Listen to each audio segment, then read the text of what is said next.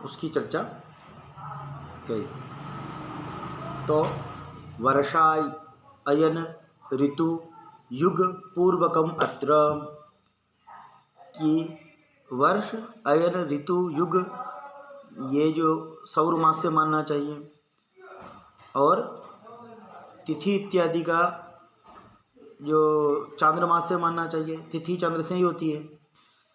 और सूतक इत्यादि जो हैं, सूतक व्रत इत्यादि उपवास इत्यादि सावन मास से मानना चाहिए। और घटी आदि का जो ज्ञान है, घटी पल विपल इत्यादि का, वह नक्षत्र मान से मानना चाहिए। और व्रत आदि उपवास इनका भी नक्षत्र मान से भी है। सावन जो है वह सावन मास जो है वो सूर्योदयात सूर्योदय पर्यंत, सूर्योदय से अगले सूर्योदय तक सावन दिन होता है। और उसका निश्चित 30 दिन का एक मास होता है। नक्षत्र मास में एक नक्षत्र का एक दिन, और सूर्य के एक राशि भोग से एक महीना, और एक अंश भोगने पर एक दिवस। एक राशि में 30 अंश होते हैं, 30 अंश भोगने पर एक मास हो जाता है। यही हम लोग पढ़े थे। फिर मास पढ़ने के बाद हम मास के पक्ष पढ़े थे। हम लोग धीरे धीरे सूक्ष्मता की तरफ बढ़ रहे हैं। तो एक मास का आधा भाग पक्ष है, 15 दिन का शुक्ल और कृष्ण पक्ष के भेद से 2 पक्ष हैं। पूर्वापरम मास दलम ही पक्षौ पूर्वापरो तो सित नील संज्ञौ, पूर्व और पर की संज्ञा से और शुक्ल और कृष्ण की संज्ञा से 2 पक्ष हैं। पूर्वस्तु देवश्च, पूर्व यानी शुक्ल पक्ष जो है वह देवताओं के निमित्त है। परश्च पितृयः, और पर जो कृष्ण पक्ष है वह पितरों के लिए है। केचित् कृष्णे सित पंचमीता, और कहा है कि कहीं कहीं कृष्ण पक्ष की पंचमी से भी मास मानते, पक्ष मानते हैं, कोई विद्वान मानते हैं। तो यहाँ उल्लेख कर दिया। अभी तो ऐसा कहीं दिखने में नहीं आता है वर्तमान में। यह जरूर है शुक्ल प्रतिपदा से कहीं प्रारंभ हो रहा है, तो कहीं कृष्ण प्रतिपदा से मास प्रारंभ माना जाता है। बाकी कृष्ण पक्ष की पंचमी से नहीं होता है। उस जमाने में जब ये पुस्तक जब प्रचलन में थी, उस समय कई प्रचलन में होगा पंचमी से पक्ष आदि का प्रारंभ, पर अभी वर्तमान में लगभग नहीं है। आदौ शुक्ल प्रवक्तव्य केचित कृष्णे भी मासकी, आदौ शुक्ल प्रवक्तव्य, अभी जो है वर्तमान में शुक्ल पक्ष से ही प्रतिपदा मास प्रारंभ होता है। और उत्तर भारत में राजस्थान, मध्य प्रदेश, छत्तीसगढ़ इत्यादि क्षेत्रों में कृष्ण पक्ष से मास प्रारंभ होता है। महाराष्ट्र, गुजरात इत्यादि में इन जगहों पर शुक्ल पक्ष की प्रतिपदा से ही मास का प्रारंभ माना जाता है। यह कल पढ़े थे। एक और तिथि ज्ञान, कि किसी मास में तिथि को जानना, यह स्थूल रूप में मतलब मोटे रूप में है। हम लोग अभी स्थूल रूप ही पढ़ रहे हैं, वर्ष मास दिवस इत्यादि। जब हम इनके धीरे धीरे सूक्ष्म रूपों में जाएंगे तो इनकी और विधियां बहुत सारी हैं, और विधियां, तो सारी विधियां जानने के बाद आपको लगभग सरल हो जाएगा। तो मास भा चांद्रभम यावत, मास का जो नक्षत्र है, मास भा, भ जो भगन इत्यादि जो है नक्षत्र को बोलते हैं भ। तो मास भात, मास के नक्षत्र से चांद्रभम, चांद्रभम है ना, चंद्र के नक्षत्र से, चंद्र के नक्षत्र तक, चंद्र के नक्षत्र तक, यावत गणयत तावत देवतु यावंती गणनात् भानि तावतौ अंत्यस्थितयः क्रमात्। यह हम लोग कल पढ़े थे कि मास का जो नक्षत्र है वह कौन सा है। तो जो 12 मासों का नाम है वह प्रत्येक नक्षत्र के नाम से बना है, प्रत्येक नक्षत्र के नाम से बना है। जैसे चैत्र मास है तो चित्रा नक्षत्र, पूर्णिमा के आसपास जो होगा वह चित्रा नक्षत्र होगा, और पूर्णिमा से गिनना है, पूर्णिमा से ही गिनना है। तो जितने दिन आएंगे जैसे कि द्वादशी को कौन सा नक्षत्र है, तो गिनना शुक्ल प्रतिपदा से है, और कौन सी द्वादशी, कृष्ण द्वादशी है या शुक्ल द्वादशी है, वह भी ध्यान रखना है, क्योंकि कृष्ण प्रतिपदा से 15 दिन ये, और वो द्वादशी 10, 15, 25 और 2 27 दिन होंगे। तो जो 27वां नक्षत्र है, चित्रा नक्षत्र से 27वां नक्षत्र जो होगा, वही नक्षत्र उस दिन होगा। यह स्थूल रूप में है, एक आगे या एक पीछे हो सकता है, ठीक है, घटिमान से। इतना हम लोग कल पढ़े थे। आज का जो विषय है वह अब तिथि ज्ञान है। वह तिथि लाने का विधान आपको बताया कि किसी मास में तिथि कैसे लाते हैं। तो नक्षत्र से, चंद्र नक्षत्र गिनकर जितने शेष, जितने फल आए, जितने योग आए, उतनी संज्ञक तिथि है। अब बता रहे हैं कि तिथि क्या है। प्रतिपच्च द्वितीया च तृतीया तदंतरम, चतुर्थी पंचमी षष्ठी सप्तमी चाष्टमी तथा नवमी दशमी चैव एकादशी द्वादशी ततः त्रयोदशी ततो ज्ञेया ततः प्रोक्ता चतुर्दशी पूर्णिमा शुक्लपक्षे तो कृष्णपक्षे तो अमास्मृता। यह 16 तिथि है। प्रतिपदा, द्वितीया, तृतीया, चतुर्थी, पंचमी, षष्ठी, सप्तमी, अष्टमी, नवमी, दशमी, एकादशी, द्वादशी, त्रयोदशी, चतुर्दशी और पूर्णिमा शुक्ल पक्ष की और कृष्ण पक्ष की अमावस्या, जिसको दर्श भी कहते हैं, आगे नाम आएंगे। पूर्णिमा और दर्श भी जिसकी संज्ञा है। यह लगभग सबको पता है। तो यह प्रतिपदा जो है, यह शुक्ल पक्ष की प्रतिपदा है। प्रतिपदा शुक्ल पक्ष की प्रतिपदा है। यहीं से प्रतिपदा द्वितीया, तृतीया, चतुर्थी, पंचमी, षष्ठी, अष्टमी, नवमी, दशमी,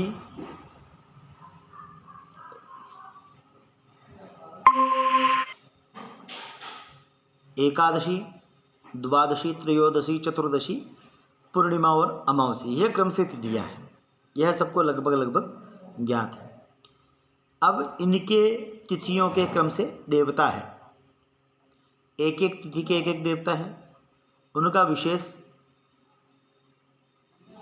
ज्ञान रखना है, क्योंकि इसमें वही देवता है, उस तिथि के अधिदेवता है, और वही देवताओं की हम लोग पूजन करते हैं। जैसे किसी जातक को कोई दोष है, किसी ग्रह संबंधी, ये सब ग्रहों की भी देवता है। तो उस बार उस तिथि के स्वामी के अंदर पाठ और पूजन करने से उनका लाभ ज़्यादा मिलता है। यही चीज़ बता रहा है। तो क्रमात् तिथि नाम पतयः, क्रम से, क्रमात् यानी प्रतिपदा के क्रम से तिथियों के अधिपति यानी स्वामी को बता रहे हैं।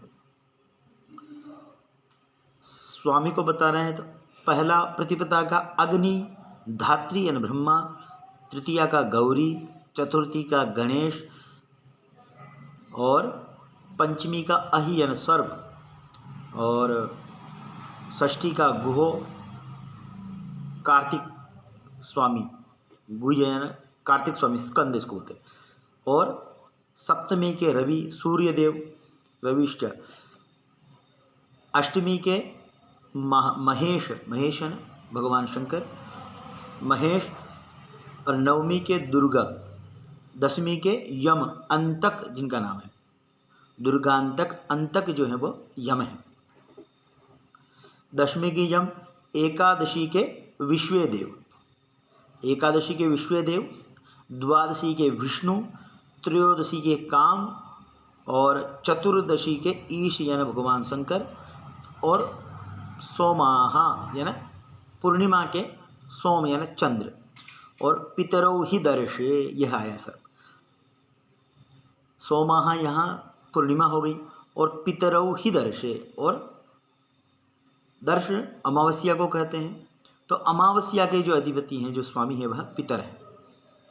क्रम से एक एक नाम बताया है, इसीलिए लिखा है क्रमात् तिथि नाम पतयः अग्नि धात्री गौरी गणेश अहि गुहो रविश्च महेश दुर्गान्तक विशुभ विष्णु कामेश सोमाः पितरो हि दर्श।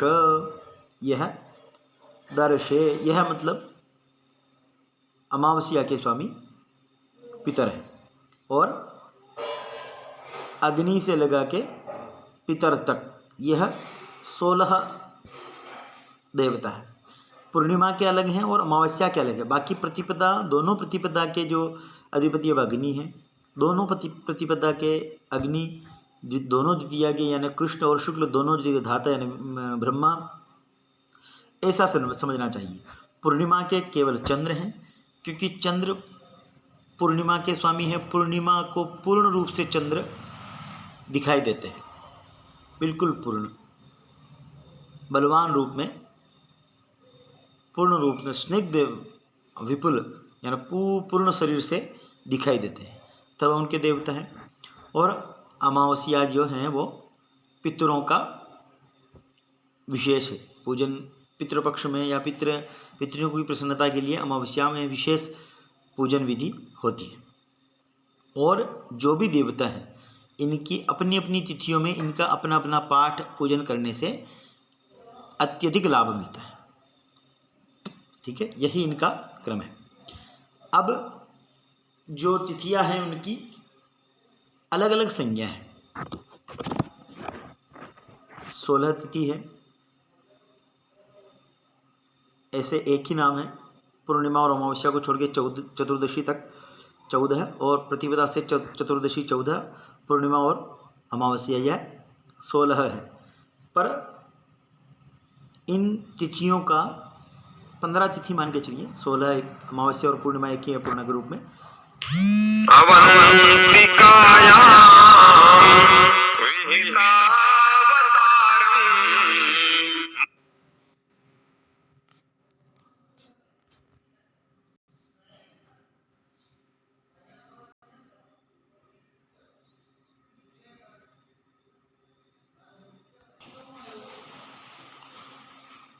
तिथियों की अलग अलग संज्ञा है,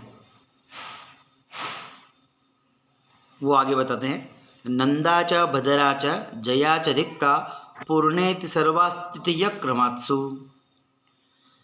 और कनिष्ठ मध्यस्थ फलाश्च शुक्ल कृष्णे भवन्ति उत्तम मध्यहीनाः।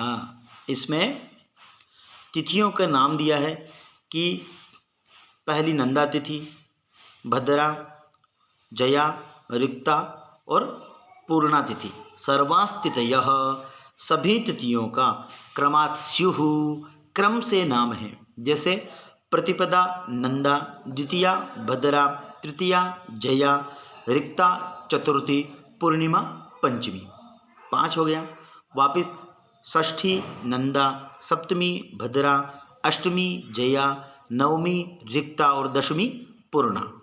पुनः एकादशी से एकादशी नंदा, द्वादशी भद्रा, त्रयोदशी जया, चतुर्दशी रिक्ता और पूर्णिमा और अमावस्या पूर्णा तिथि है। यही कहा है क्रमात् स्युः क्रम से। तो नंदा 3 तिथियां होगी, प्रतिपदा, षष्ठी और एकादशी, यह नंदा तिथि हुई। द्वितीया, सप्तमी और द्वादशी, यह भद्रा हुई। तृतीया, अष्टमी और त्रयोदशी यह जया हुई। चतुर्थी, नवमी और चतुर्दशी यह रिक्ता हुई। और 5, 10, 15 मतलब पंचमी, दशमी और पूर्णिमा या अमावस्या यह पूर्णा तिथि हुई। क्रम से यह तिथियों का नाम है, याद रहेगा। जैसे ऐसे हाथ पे भी याद कर सकते हैं। प्रतिपदा, द्वितीया, तृतीया, चतुर्थी और पंचमी, नंदा, भद्रा, जया, रिक्ता और पूर्णा। वापिस षष्ठी, सप्तमी, अष्टमी, नवमी और दसवीं, नंदा, भद्रा, जया, रिक्ता और पूर्णा। वापस एकादशी, द्वादशी, त्रयोदशी, चतुर्दशी और पूर्णिमा अमावस्या, फिर नंदावदरा, जया, रिक्ता, पूर्णा। क्लियर है? ये बहुत सरल है, क्रम से एक एक का नाम है। अब जो विषय है वह जानने का विषय है कि इनका जो फल बताया है, इनका जो फल बताया है वह शुक्ल पक्ष की जो तिथियां हैं, शुक्ल पक्ष की जो नंदा, भद्रा, जया, रिक्ता और पूर्णा तिथियां हैं, उनमें जो एक नंदा में 3 तिथियां हैं, प्रतिपदा, षष्ठी और एकादशी। तो इन 3 तिथियों में उत्तम, मध्यम और अधम फल है। अच्छा, मध्यम और बुरा, तीनों तिथियों का अलग अलग फल है। जो शुक्ल पक्ष की जो तिथियां हैं, जैसे नंदा को ले लीजिए, नंदा तिथि जो है, तो नंदा का कृष्ण शुक्ल पक्ष का जो क्रम है वह अधम, मध्यम और उत्तम है। यानी कि शुक्ल पक्ष की प्रतिपदा का जो फल है वह अधम है, यानी कि अच्छा नहीं है, और षष्ठी का जो है वह मध्यम है, और एकादशी का जो है वह उत्तम है। ऐसे ही सब तिथियों में जानना है। यह शुक्ल पक्ष के लिए है। शुक्ल पक्ष में सारी जो तिथियां हैं उनका फल जो है अधम, मध्यम और उत्तम है, क्योंकि शुक्ल पक्ष में पंचमी तक जो है चंद्रमा क्षीण अवस्था में रहता है, और क्षीण चंद्र जो है वह अशुभ माना जाता है। तो जो तिथियों का जो कर्ता है, जिसके द्वारा तिथियां बनती हैं, वह अशुभ अवस्था में है, तो वह फल भी बहुत अशुभवत होगा। इसीलिए पंचमी तक की जो क्रम है वह पहला पहला, हर एक तिथि में नंदा, भद्रा, जया, रिक्ता, पूर्णा में जो पहला जो क्रम है वह पंचमी के अंदर तक है, इसलिए वह अधम है। और पंचमी से दशमी तक का जो क्रम है वह मध्यम है, और दशमी से पूर्णिमा तक का जो फल है वह श्रेष्ठ है। अच्छा, एक ग्राफ की तरफ आप समझ लीजिए।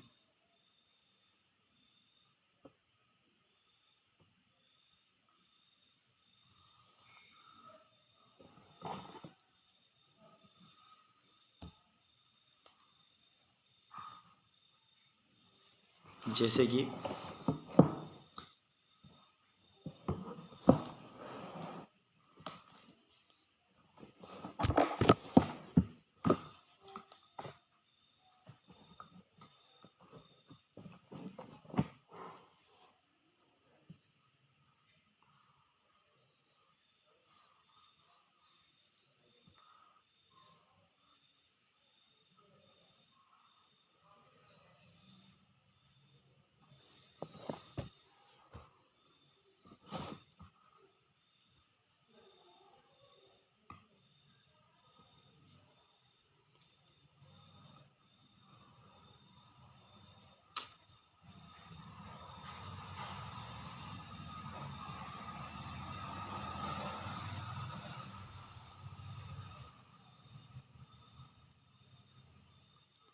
यह 360 डिग्री का वृत्त है, और ये बीच भाग मान लीजिए,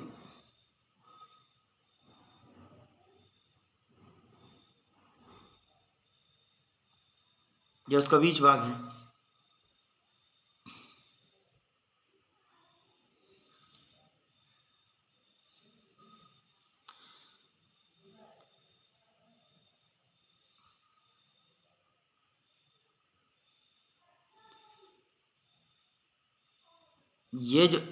ये जो अवस्था है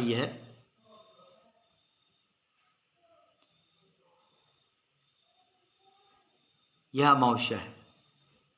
तो यहाँ चंद्र बिल्कुल नहीं दिखाई देगा। जब यह बढ़ते क्रम में चलेगा तो ये इतना सा, फिर इतना सा, फिर इतना सा,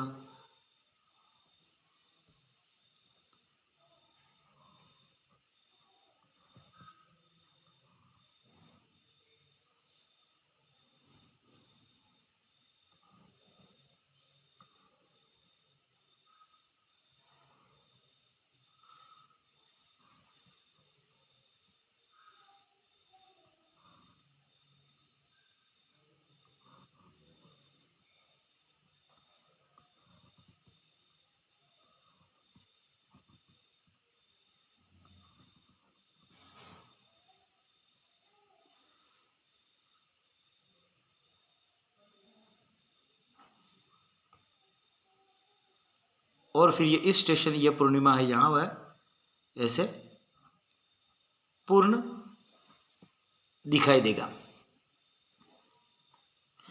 फिर जब यह यहाँ से बढ़ेगा तो ये उससे छोटा, फिर इससे छोटा, फिर इससे छोटा, फिर इससे छोटा, ऐसा आइडिया देख लीजिए। यह क्रम से तो 15 होगा, पर यह थोड़ा 15 से कम हो रहा है। केवल आपको समझाने की विधि से बता रहा हूँ। छोटा हो गया बीच में एक, मोटा मोटी आप समझ लें।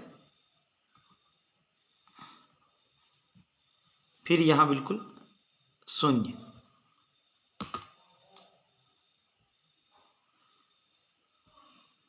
ठीक है। तो ये जब अमावस्या से 1 2 3 4 5 मान लीजिए 1 2 3 4 5 यहाँ तक जब आएगा, और 1 2 1 जो इस पंचमी से यहाँ से तो यह बलि होता आएगा, है ना। और 1 2 3 4 5 ये पंचमी मान लीजिए, इसके उधर का जो भाग है वहाँ चंद्रमा बलि रहता है,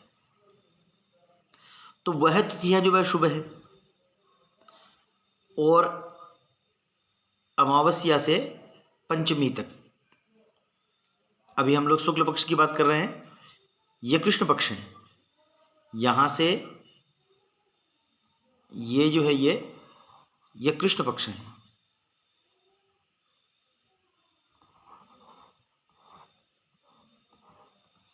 क्योंकि पूर्णिमा के बाद कृष्ण पक्ष होता है और यह शुक्ल है। अमावस्या के बाद शुक्ल पक्ष होता है। अमावस्या में बिल्कुल चंद्रमा नहीं दिखाई देता। उसके बाद फिर धीरे धीरे धीरे धीरे बढ़ते क्रम में एक एक कला के बढ़ते बढ़ते बढ़ते पूर्णिमा तक वह पूर्ण कला में दिखाई देता है। और पूर्णिमा के तुरंत बाद वह एक एक कला क्षीण होता हुआ फिर अमावस्या तक बिल्कुल क्षीण हो जाता, बिल्कुल दिखाई देना बंद हो जाता है।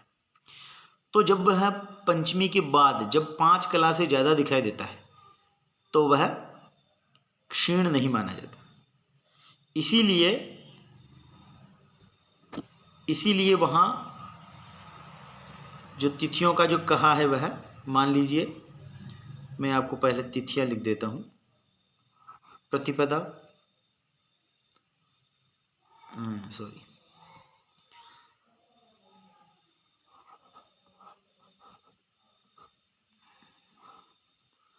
नंदा, तिरछा हो रहा, आएगी नहीं,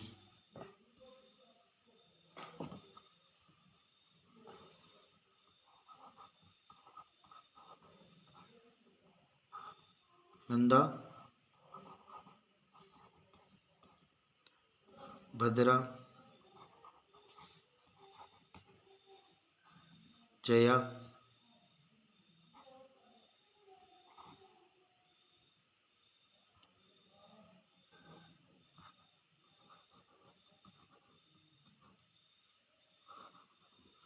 रिक्ता।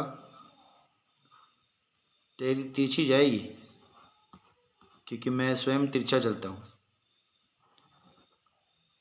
टेढ़ी नज़र है ना। अभी वो पुष्पा का गाना वाला सीन है।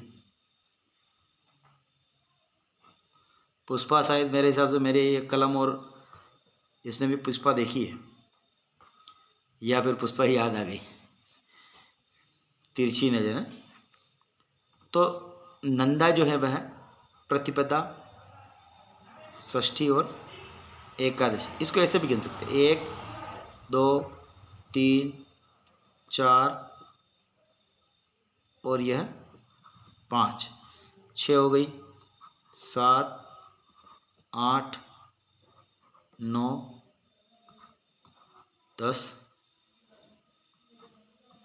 12, 13, 14 ये है और ये भी साथ में है, ठीक है ना। अब जो समझाना चाह रहे हैं वह जो विषय है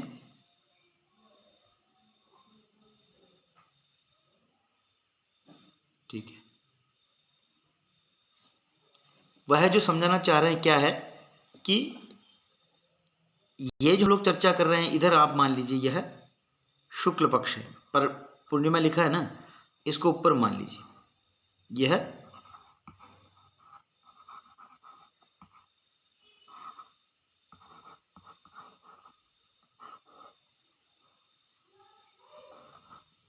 यह शुक्ल पक्ष की ऊपर चर्चा चल रही है और नीचे आप मान लीजिए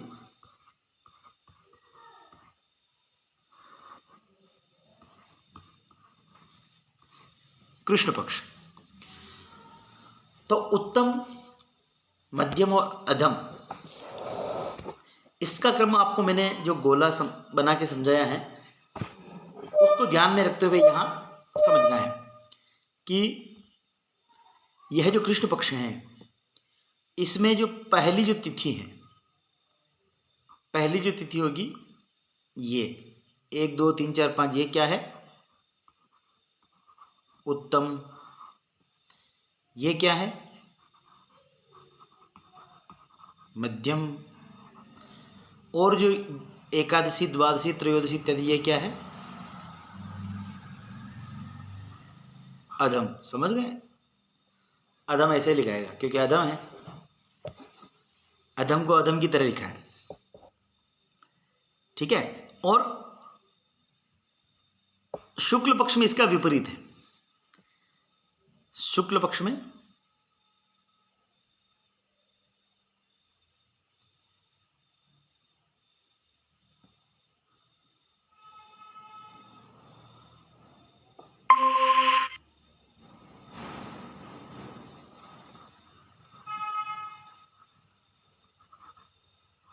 अधम, अच्छा ये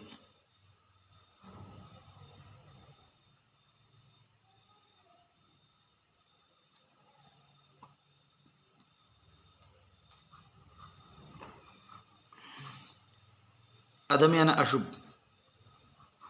मध्यम यानी मध्यम सब जानते हैं, और उत्तम यानी उत्तम यूरिया नहीं, उत्तम यानी शुभ, ठीक है, उत्तम यानी शुभ नहीं। आप यूरिया की राजस्थान में और इधर बहुत साल्टेज है, आप उत्तम यानी यूरिया समझ लें। तो उत्तम यानी शुभ, एकादशी द्वादशी त्रयोदशी चतुर्दशी और पूर्णिमा शुक्ल पक्ष में यह शुभ होती हैं। जब आप मुहूर्त प्रकरण आएगा उसमें मुहूर्त निकालेंगे तो जब आपको कहा जाएगा कि इसमें श्रेष्ठ कौन सा है, तो जब आपने अगर कृष्ण पक्ष और शुक्ल पक्ष देखा है और आपको पता है कि शुक्ल पक्ष में प्रथम पंचमी तक जो तिथियां हैं वह अधम होती है। क्यों? क्योंकि अमावस्या के तुरंत बाद प्रतिपदा आती है शुक्ल पक्ष की, तो अमावस्या को जो चंद्र बिल्कुल लुप्त रहता है वह प्रतिपदा को एक कला यानी एक घड़ी दिखाई देता है। तो 2 3 4 5 ऐसे करके पंचमी के बाद वह बलि होता है, इसीलिए शुक्ल पक्ष की पंचमी तक तिथि जो है वो अधम है, फिर षष्ठी से मध्यम है और एकादशी से उत्तम है। और इसके विपरीत पूर्णिमा को जब पूर्ण चंद्र रहता है और पूर्णिमा के तुरंत बाद प्रतिपदा जो आती है पड़वा, वहां से कृष्ण पक्ष प्रारंभ होता है, तो क्षीण होते होते वो पंचमी तक 5 कला क्षीण होता है, 5% मान लीजिए वो क्षीण होता है, और उसके बाद वो धीरे धीरे धीरे 6 7 8 9 10 बढ़ता जाता है, तो पंचमी तक वह श्रेष्ठ होता है, इसीलिए वहाँ उत्तम है, और फिर मध्यम है, और फिर बिल्कुल अमावस्या के एकादशी द्वादशी त्रयोदशी चतुर्दशी और अमावस्या तक बिल्कुल क्षीण की अवस्था में आ जाता है, इसीलिए वह अधम है। यह मैटर समझ में आ गया? बस इतना ही विषय है। लाइट चली गई।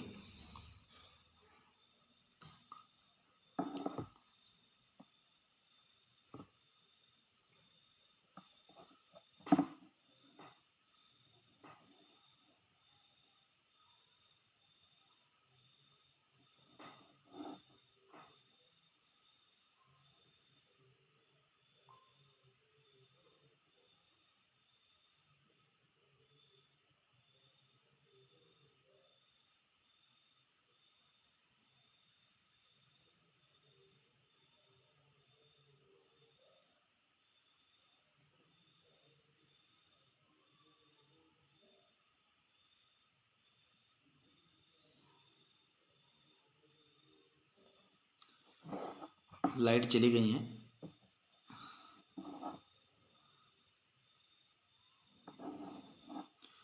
कोई दिक्कत नहीं है।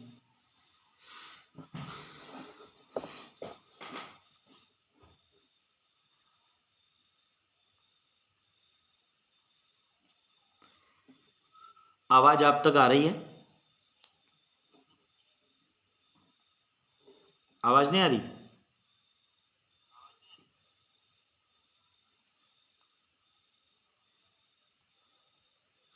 हाँ, कुछ अंगूठा अंगूठा हिलाओ यार, पता चले आवाज आ रही है।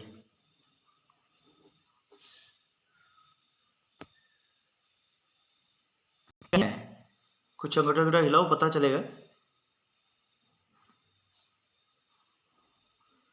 ये तिथियों का क्रम समझ गए ना, कि तिथियां जो है वह सभी तिथियों की जो संज्ञा है, संज्ञा ना नाम है, वह 5 है।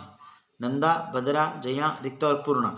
अभी हम लोग यह नहीं कह रहे हैं कि नंदा अच्छी है, कि भद्रा अच्छी है, जया अच्छी है।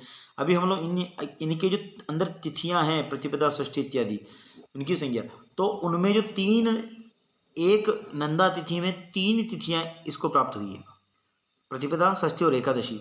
तो शुक्ल पक्ष में प्रतिपदा अशुभ मतलब अधम रहेगी, षष्ठी मध्यम रहेगी और एकादशी उत्तम रहेगी। ऐसे ही भद्रा में वही क्रम, अधम मध्यम उत्तम, जया में अधम मध्यम, अधम मध्यम और उत्तम। ऐसे रिक्ता में, पूर्णा में भी वही। जब कृष्ण पक्ष की बात करेंगे तो कृष्ण पक्ष में उत्तम, मध्यम और अधम होगी, है ना। कृष्ण पक्ष में प्रतिपदा उत्तम होगी, षष्ठी मध्यम होगी और एकादशी अधम होगी, है ना, अशुभ होगी, है ना। यह भी मान, शुभ मध्यम और अशुभ भी मान सकते हैं, अशुभ मध्यम और शुभ भी मान सकते हैं, ठीक है। अधम, मध्यम और उत्तम का मतलब वही है। यह क्रम है अपने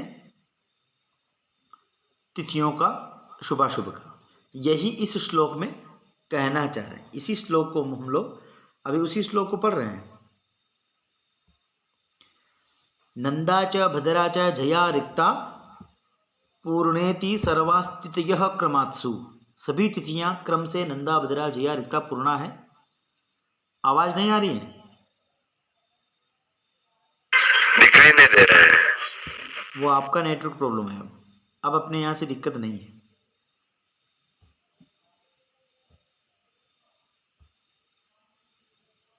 दिखाई दे रहा है ना, वो अपना अपना प्रॉब्लम, अपना अपना नेटवर्क का दिक्कत आ रहा है। तो यह क्रम है। फिर यहां इसी लिखा कनिष्ठ, मध्यम, इष्ट फलाह च। ये किसके लिए है? तो शुक्ल पक्ष के लिए। और कृष्णे भवन्ति उत्तम मध्यहीनाः, यही बताया है। इतना सा है कि शुक्ल पक्ष में कनिष्ठ, मध्यम और उत्तम फल है, और कृष्णे भी भवन्ति उत्तम मध्यहीनाः, उत्तम, मध्यम और हीन फल है, ठीक है। यह समझ में आ गया है। अब अगला जो श्लोक है उसको हम लोग उस पर नजर मार लेते हैं, और उसमें केवल वर्जित पदार्थ है कि प्रतिपदा जो तिथियां पड़ी है उसमें क्या नहीं पालन करना, खाना चाहिए, पीना चाहिए इत्यादि, उसका है विशेष वर्जित पदार्थ है, जिसमें कौन कौन वर्जित कहा है।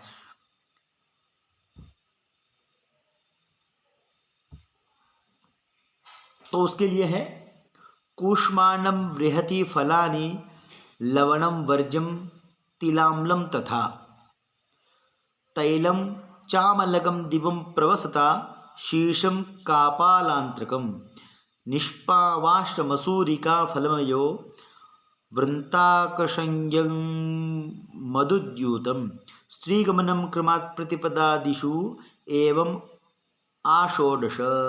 प्रतिपदा से षोडश कहा है। तिथियां कितनी है? 16 है, क्योंकि पूर्णिमा तक 15 और एक अमावस्या, इसीलिए कहा है प्रतिपदादिषु। प्रतिपदा से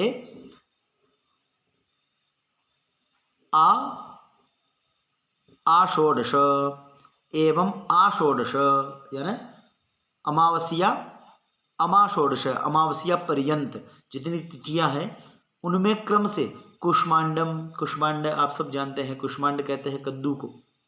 कुष्मांड यानी कद्दू, प्रतिपदा को कद्दू नहीं खाना चाहिए। बृहति फलानी, और द्वितीया को बृहति फल बोलते हैं जो छोटे छोटे अपने ये बैंगन, छोटे गोल जो बैंगन आते हैं वो।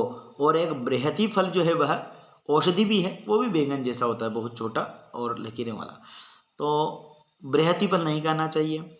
और तृतीया को लवणम, नमक और वर्ज्यम और तिल आम्लम तथा चतुर्थी को तिल कहा है। चतुर्थी को तिल नहीं खाना चाहिए, तिल या तिल का तेल नहीं खाना चाहिए चतुर्थी को। इनके और बहुत सारे फल है, मनुस्मृति में अलग कहा है और पुराणों में अलग कहा है, पर यहाँ जो सूक्ष्म मतलब हम स्थूल रूप से जो पढ़ रहे हैं मुख्य, और उसी पर हम लोग चर्चा करेंगे। तेल नहीं खाना चाहिए। और पंचमी को च आमलकम, आंवला नहीं खाना चाहिए। ठीक है, फिर आगे तिलम अम्लम, अच्छा बोले पीछे अम्लम, अम्ल यानी खट्टा, खट्टा नहीं खाना चाहिए। फिर तेल नहीं खाना चाहिए। फिर आंवला नहीं खाना चाहिए। इसके लिए एक एक तिथि है।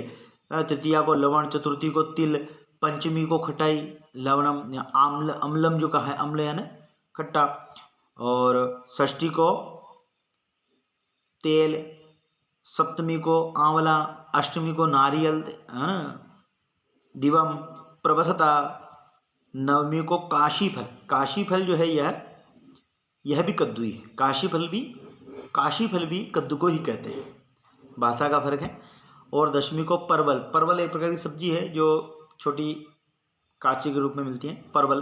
और एकादशी को निष्पाव, द्वादशी को मसूर, त्रयोदशी को बैंगन, चतुर्दशी को मधु, शहद, पूर्णिमा को जुआ, अमावस्या को स्त्री संग वर्जित है।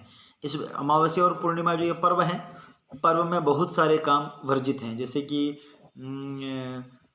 नाखून इत्यादि काटना, बाल केश इत्यादि काटना, ये बहुत सारे जो कार्य में है, स्त्री संग वगैरह सारे निषेध हैं, वर्जित हैं। पर यह मुख्य रूप से एक वस्तु का आदेश कर दिया है कि यह निषेध है। बस इतना है कि कुष्मांडम बृहदि फलानि लवणम वर्जम तिलाम्लम तथा तैलम च आमलकम दिवं प्रवसता शीर्षम कपालांत्रकम निष्पावाश्रमसूरिका फलमतो वृत्तांक संयम मधुद्यूतम स्त्रीगमनम क्रमातु प्रतिपदादिषु एवं आषोडश यानी अमावस्या पर्यंत यह वस्तुएं नहीं खाना चाहिए। समझ में आ गया है? यह कोई ज़्यादा विषय नहीं है, इसमें बहुत सारी और चीज़ें, जैसे हम आगे पढ़ेंगे तो और बहुत सारी चीज़ें सामने आएगी, है ना। इसमें कटेरी फल भी कहा है, कटेरी फल जैसे अपने वो छोटी काचरी आती है द्वितीया को, वो भी। और बहुत सारी तिथियों में बहुत सारे वर्जित पदार्थ हैं जो अलग अलग देश में अलग अलग जगह अलग अलग वस्तु वर्जित में देखा जाता है। ठीक है, अब इसमें अगर मान लो कोई संशय हो तो आप अपना जो कोई प्रश्न पूछ सकते हैं। कोई